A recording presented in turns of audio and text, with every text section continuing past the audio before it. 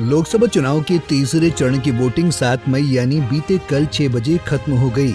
लेकिन रात होते ही बसपा सुप्रीमो मायावती के एक फैसले ने यूपी की सियासत में बवंडर उठा दिया।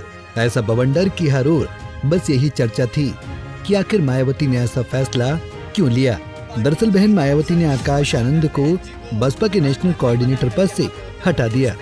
साथ ही कहा कि अब आकाश आनंद मेरे उत्तराधिकारी भी नहीं हैं।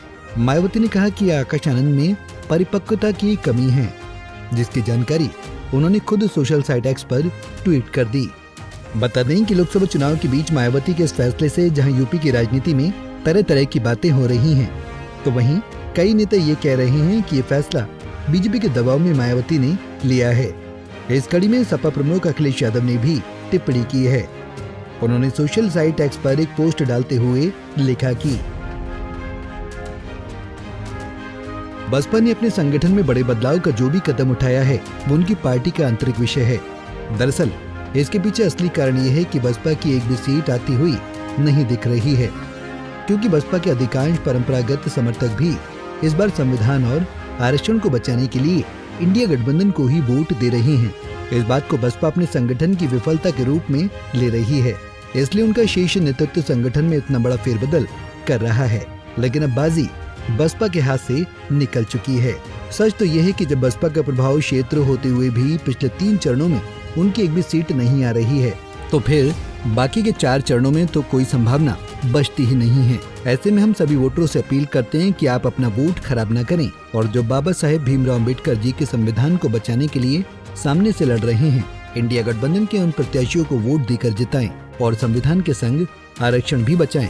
इसलिए आग्रह है कि संविधान, आरक्षण और अपना मान सम्मान बचाना है तो अपना वोट सपा को दें, या जहां इंडिया गठबंधन का प्रत्याशी हो वहां डालकर संविधान और आरक्षण विरोधी भाजपा को हराएं।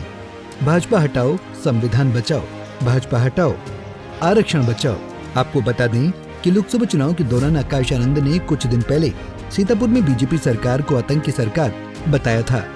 आकाश अपने भाषण में सीधे तौर पर सीएम योगी और पीएम मोदी को टारगेट कर रहे थे। आकाश के इन बयानों के बाद उन पर एफआईआर भी दर्ज हो गई थी।